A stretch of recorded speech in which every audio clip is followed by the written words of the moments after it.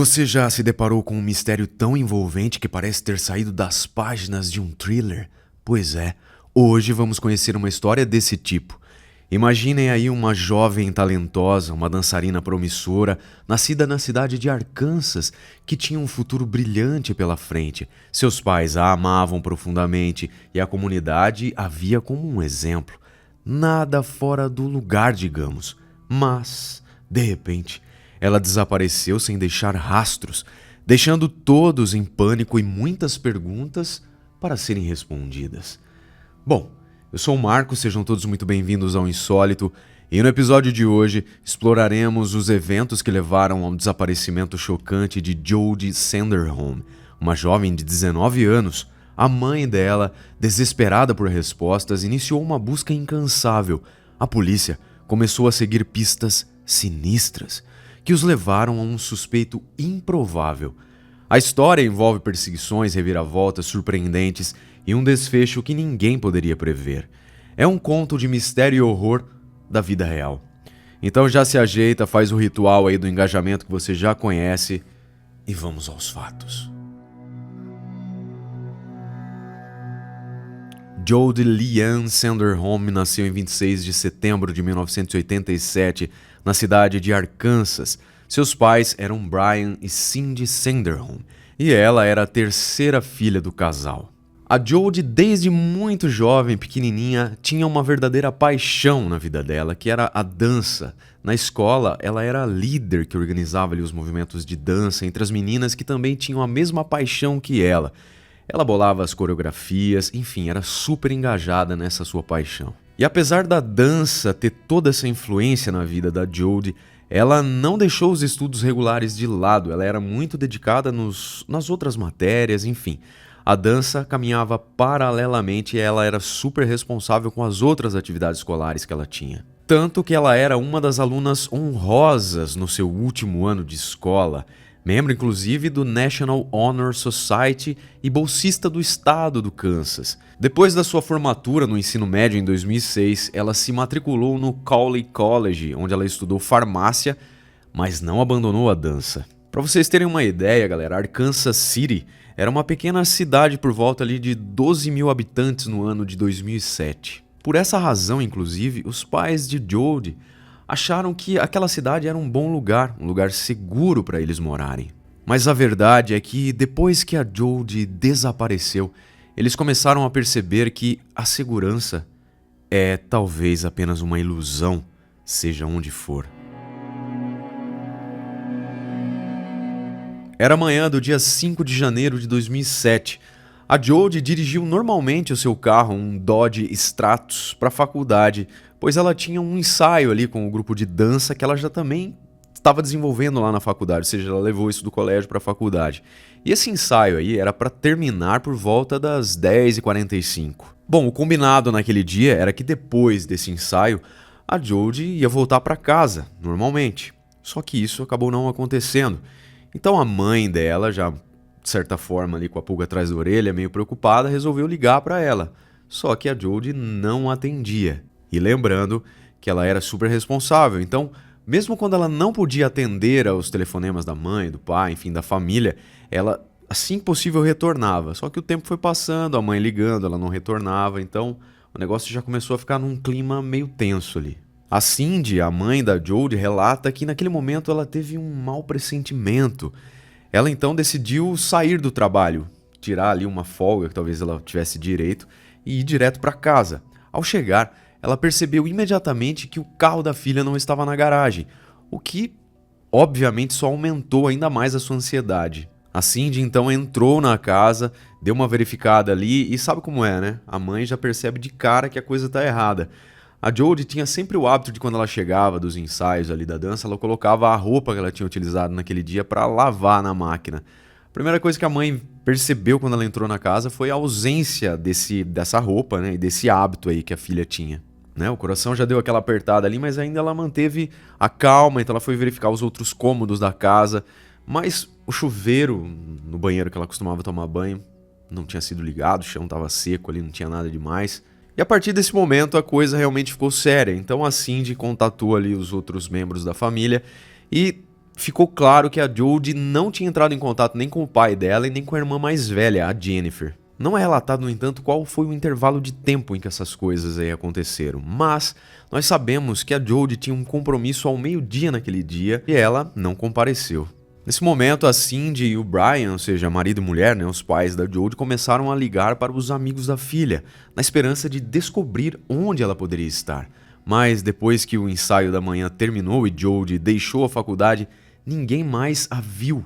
Na noite daquele mesmo dia, o time de dança da faculdade deveria se apresentar em um jogo de basquete, com o número que Jodie colocou. Como vocês bem lembram, a Jodie era meio que a líder ali desse time de dança aí, né? Ela organizava ali. Enfim, galera, pelo histórico aí da Jodie, como a gente pode ver, ela jamais perderia esse compromisso.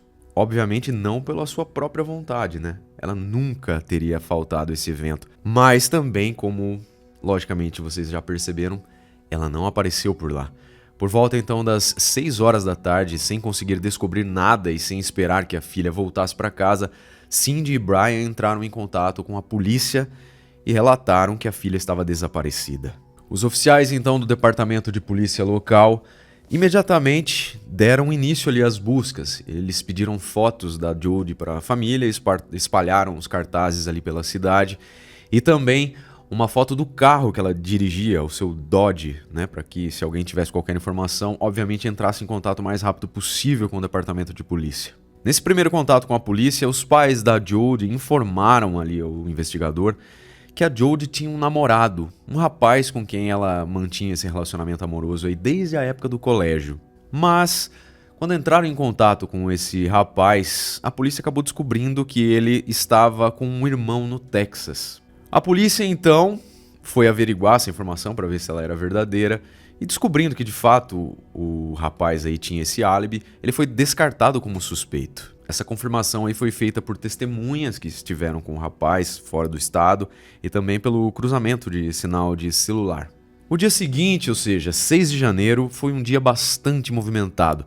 Muitas informações importantes eram fornecidas à polícia por uma jovem chamada Lori Liglater, que era a melhor amiga da Jodie, com quem ela dançava lá no colégio, inclusive. Ambas entraram no Cowley College, onde continuaram a estudar dança. Então, como a gente viu, a Jodie desapareceu durante ali o período em que ela supostamente estaria ensaiando, né, um esquema de dança no dia 5 de janeiro, período da manhã. A Lori, a amiga da Jodie, disse que na noite anterior, no 4 de janeiro, depois da aula no salão de dança, ela e a Jodie caminharam até seus carros. Já estava escuro. No estacionamento, elas viram a silhueta de um homem que estava sentado em seu carro e, ao que parecia, as observava à distância. Ela e Jodie então aceleraram o passo e se despediram rapidamente, entrando, cada uma em seu carro para voltar para casa. Além disso, de acordo com a Lori, ela notou no espelho retrovisor os faróis de um carro que a seguia desde a própria faculdade. Ou seja, o cara que estava lá que elas observaram, obviamente era um stalker talvez, ou alguém que estava ali por acaso e resolveu perseguir uma presa, né? Então a moça estava se deslocando por uma estrada de terra, uma estrada rural, e todos os movimentos que ela fazia, ou seja, para onde ela virasse o carro, esse carro atrás dela também fazia o mesmo movimento, ou seja, realmente estava perseguindo. A Lori tinha certeza de que estava sendo seguida, então, obviamente assustada, ela dirigiu direto para a delegacia local. Foi só quando ela parou em um estacionamento próximo da polícia que o perseguidor misterioso deixou de segui-la, e ela então saiu sozinha do carro às pressas. Mas, lamentavelmente, a Lori não entrou ali no departamento de polícia, onde ela disse que dirigiu para, né? Ela simplesmente percebeu que o cara fugiu, ela entrou no carro e foi embora, algo que certamente ela se arrependeu muito.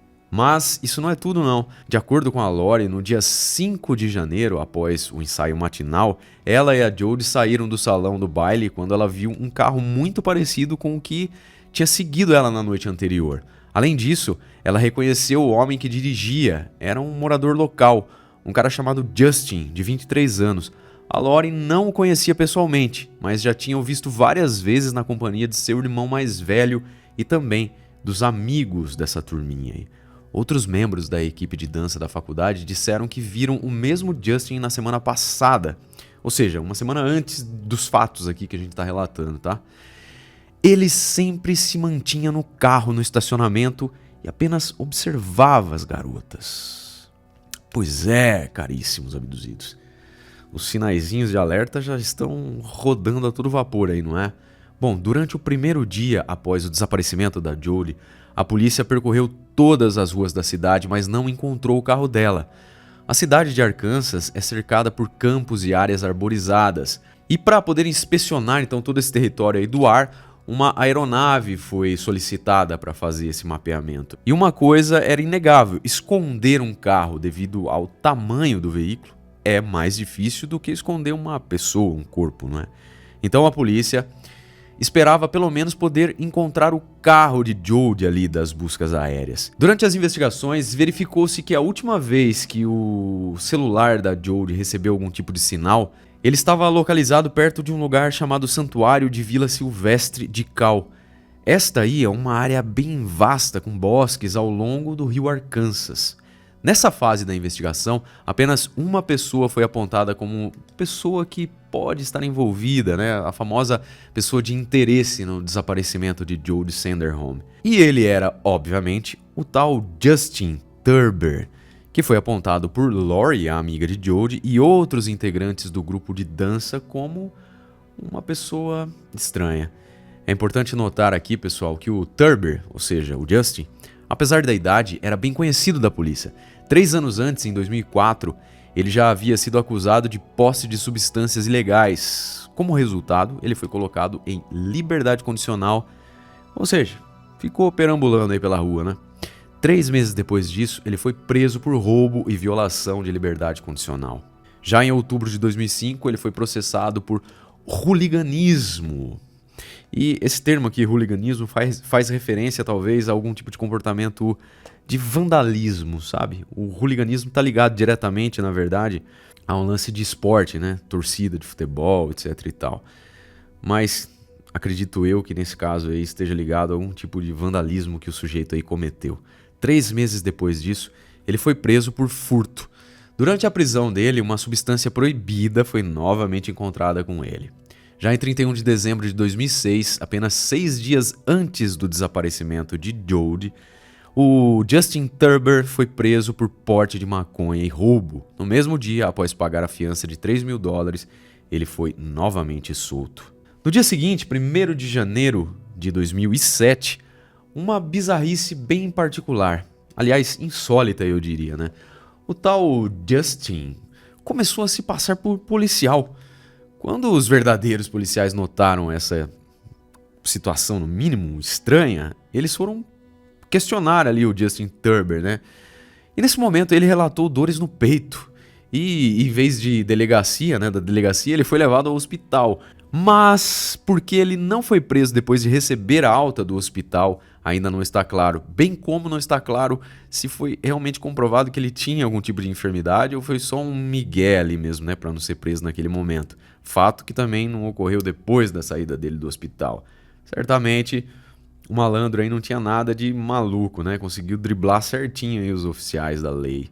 Assim como não está totalmente claro também porque ele sempre conseguia se safar tão facilmente. Cogitou-se talvez que seria possível que de repente um parente dele trabalhava ali no departamento de polícia do condado de Coley, alguém que talvez pudesse ter contribuído para isso. Mas, no entanto, todavia, contudo, isso é somente uma suposição. Muito bem, no dia 6 de janeiro, um policial viu o carro do Justin Turber estacionado em frente à casa de seus pais e decidiu falar com ele. O pai do Justin convidou esse oficial a entrar. Quando o policial perguntou a Justin sobre onde ele estava no dia anterior, ele respondeu que pela manhã dirigiu seu carro para Winfield, uma cidade localizada a cerca de 20 quilômetros de Arkansas City. Lá, segundo o próprio Justin, ele se encontrou com 3 amigos virtuais que até então não conhecia pessoalmente. Em seguida, os 4 dirigiram pelo campo em um carro de um dos amigos, até que o carro atolou em uma estrada de terra perto do Cedar Valley.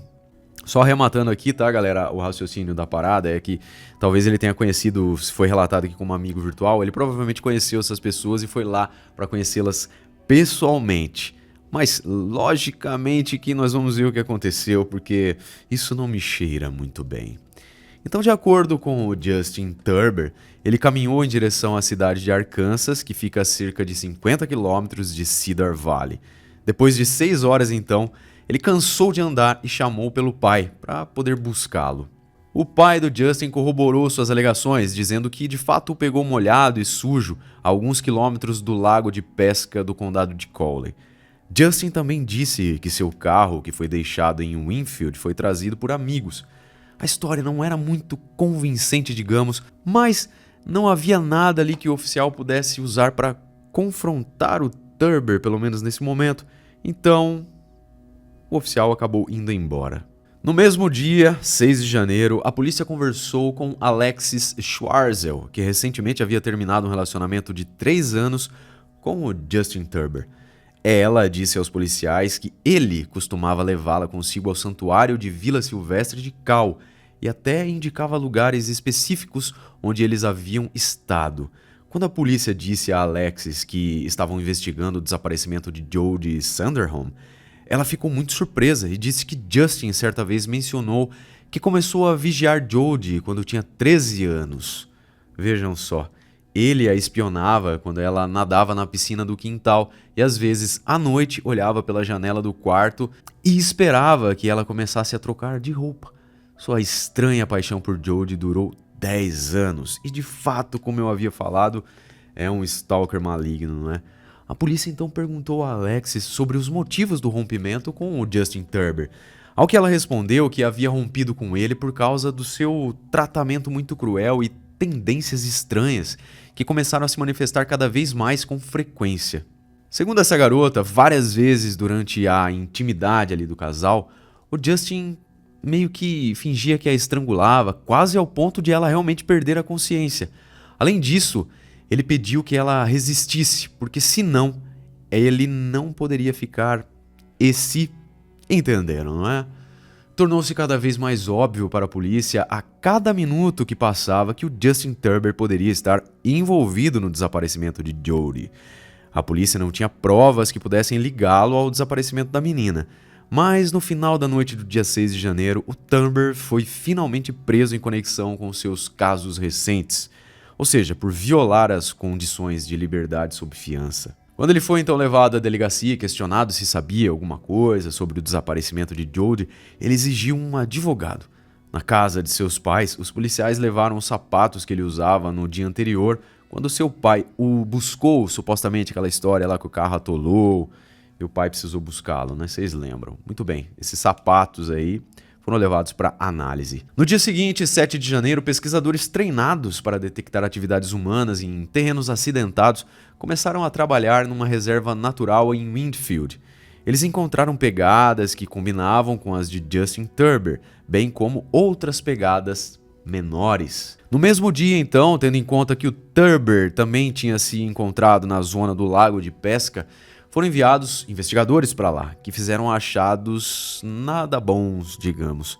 Eles encontraram marcas de pneus, pegadas de Turber, cartas endereçadas aos pais de Jodie, seus sapatos de dança e chinelos que foram descartados.